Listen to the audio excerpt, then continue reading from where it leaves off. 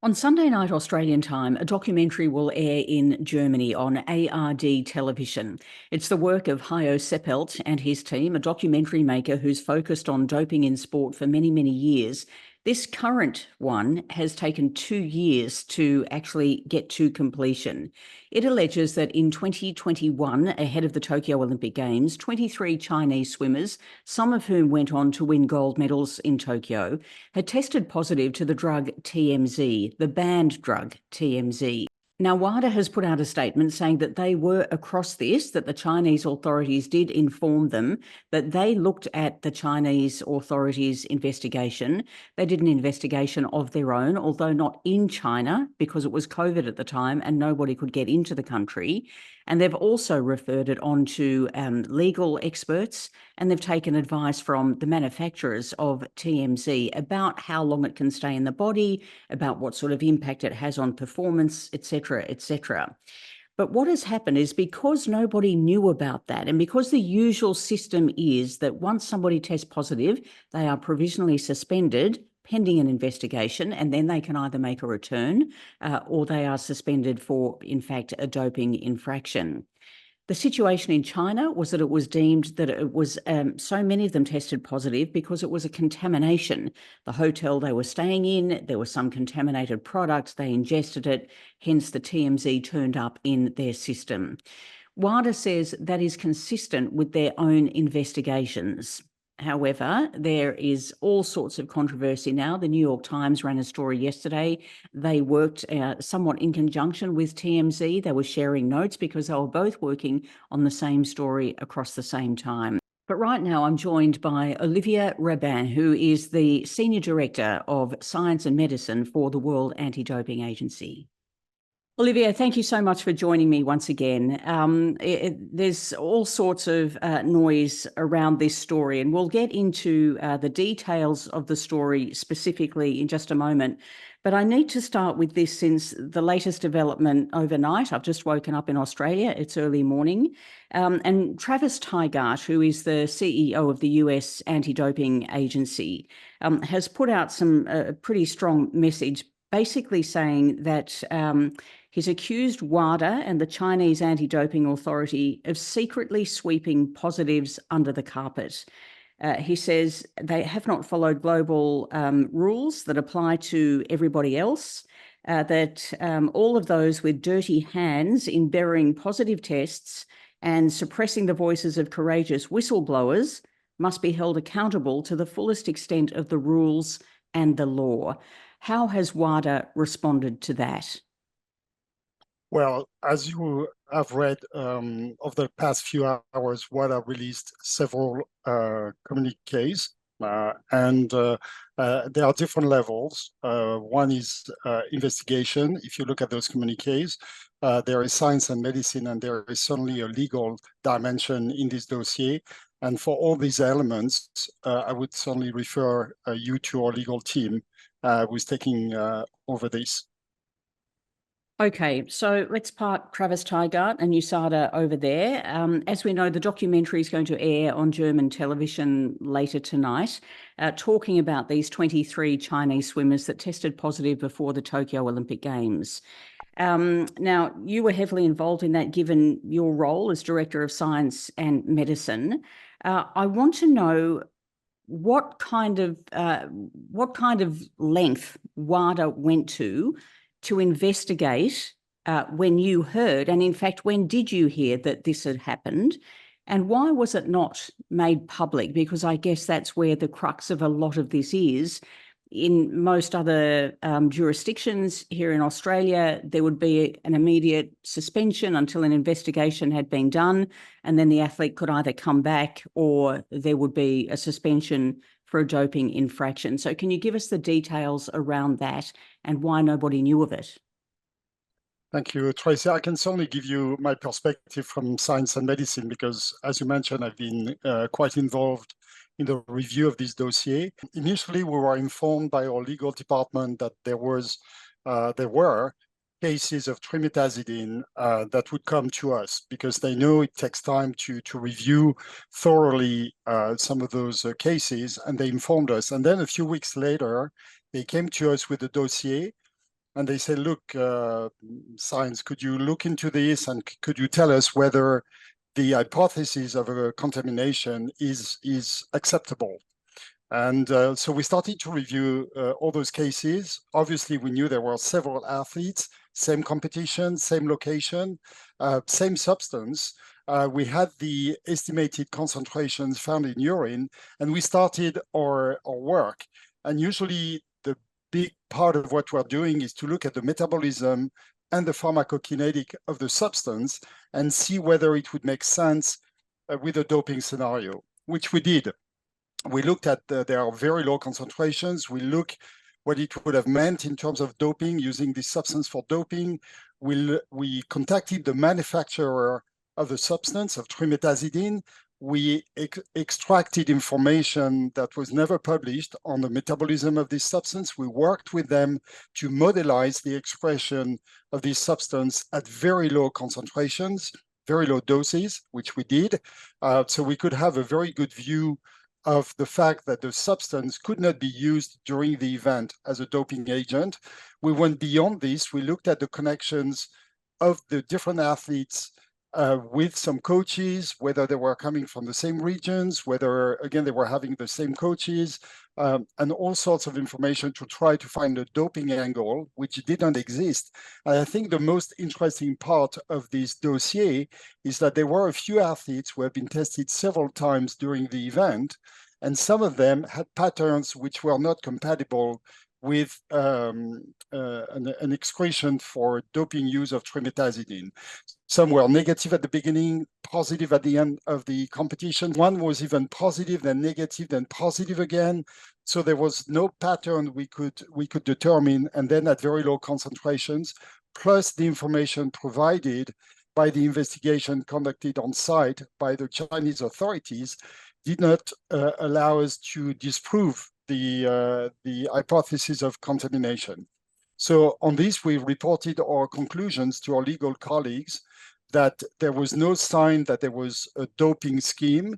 The concentrations were very low, could not be related to a doping scenario during the swimming event, and the positive and negative patterns that we have seen were not compatible with a group and collective doping scenario. So just to add to this, there's been a few other situations in the past, including in the US, when WADA had to investigate such cases, and what it is clear that the contamination hypothesis is likely to be the most obvious, and there is no other hypothesis and certainly no doping scheme and no doping scenario, then our conclusion is usually there is no information to disprove the contamination hypothesis. And this is also what we've done in this situation. Can I ask you about your faith, or WADA's faith, in the system that exists in China? Because we know China has had doping issues in the past, as have many countries, but probably more en masse than the individual cases that occur in some other places. And so I'm wondering, what kind of faith you have in the system there, and whether the same rules and processes apply as they would in countries such as Australia or the US or many others. I think what is interesting in some of the statements that were made around this dossier is that there was a perception that's been given by some people that these cases were hidden. And frankly, having worked on the other big dossiers, including Russia, we know what it is when there are attempts to hide information. In this situation, the Chinese authorities came to WADA very early when this information was known to them. They didn't try to hide information. They shared information with us. They told us they were investigating also this situation. You have to keep in mind that we were during the pandemic, so it didn't make their life or the possibility to extract information very easy. That's one point that needs to be taken into account. And the information was reported in ADAMS, or management system. So we have no reason to believe that there's been any intent from the Chinese authorities to conceal information, to hide information from WADA.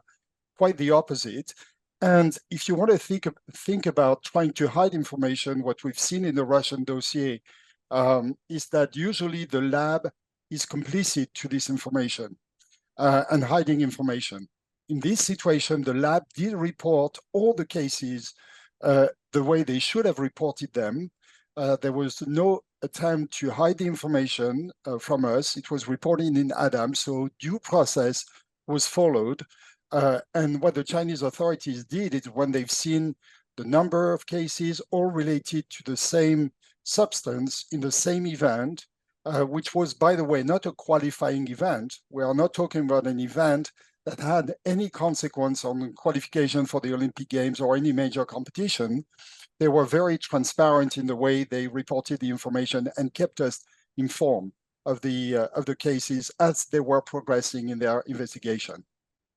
So I appreciate it wasn't a qualifying event, but many of the athletes who tested positive then went on to compete in the Tokyo Olympic Games, and some will be in Paris. And I guess now the way this story is mushrooming, and much of that is because we don't ever hear from the Chinese side. It's very difficult to get their perspective or to have them address these sorts of stories. So just on that, what are you expecting from the documentary? Have you seen the documentary? Do you know what's in the documentary? Because we do know that there have been allegations that there were some whistleblowers, that USADA in the US provided you with some information that people had details about doping in China and that they were never investigated or spoken to. Can you address that?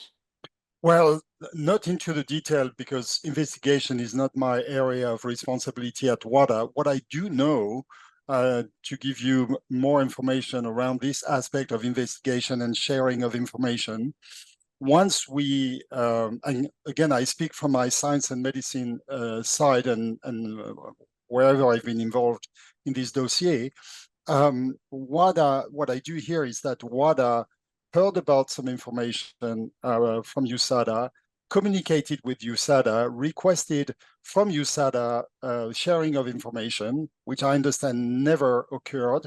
So my colleagues in investigations came to the conclusion that there was nothing of substance that USADA had wished to share with us.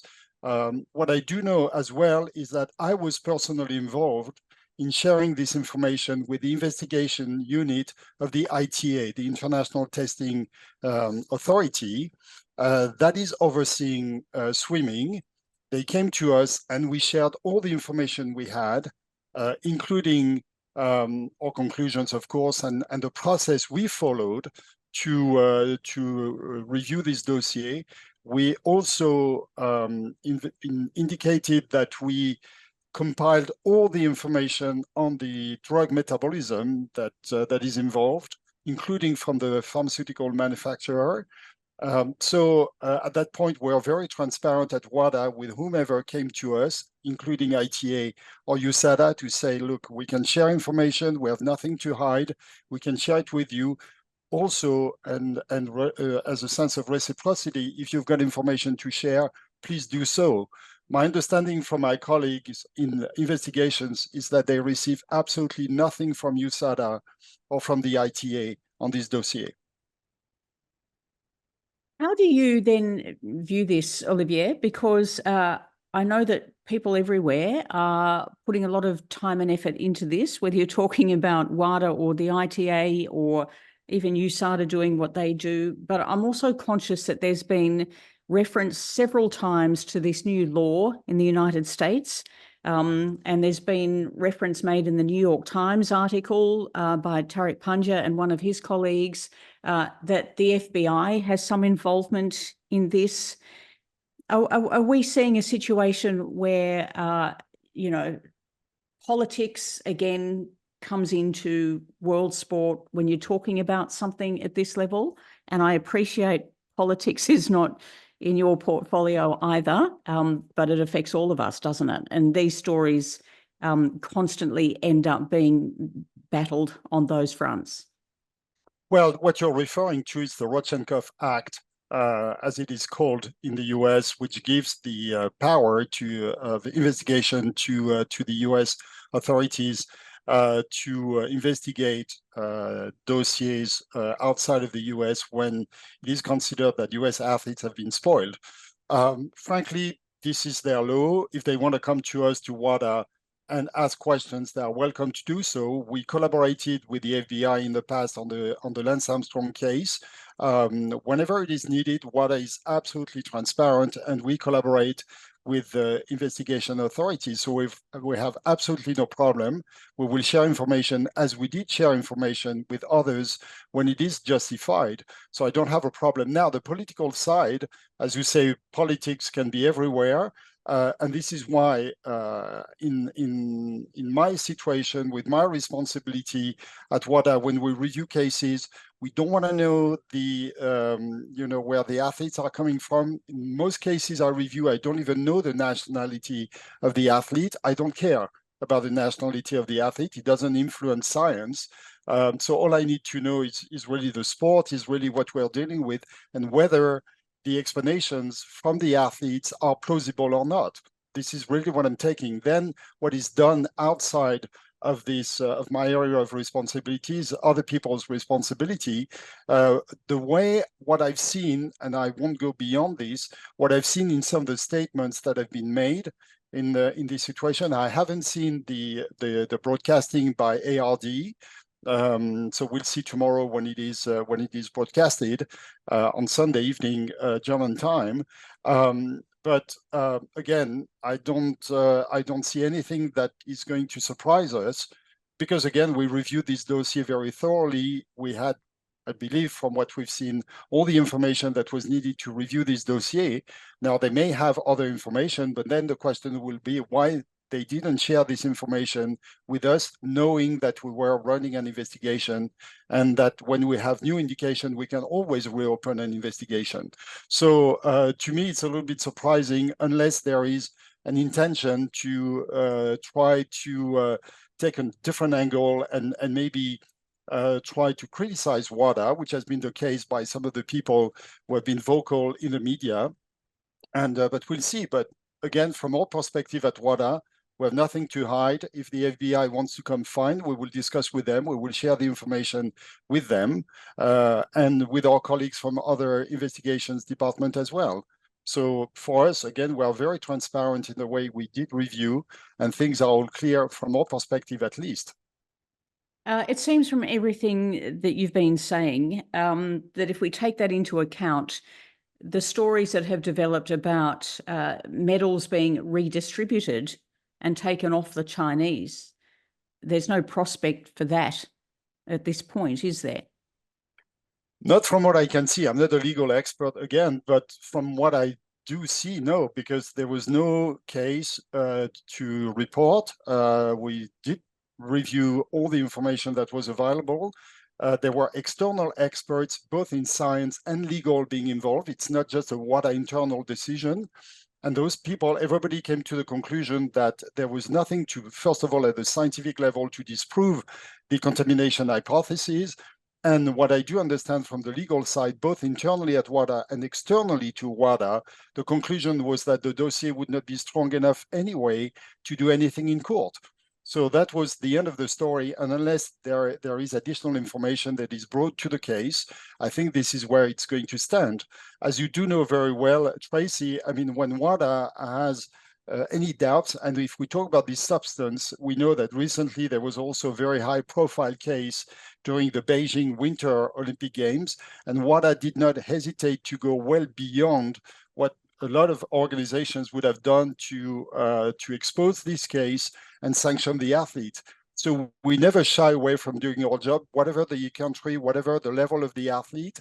WADA has a job to do, and I think we do it very consciously and very thoroughly.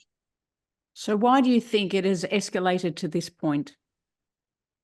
Well, it's a good question. Probably you should ask the people who are going to air the program tomorrow.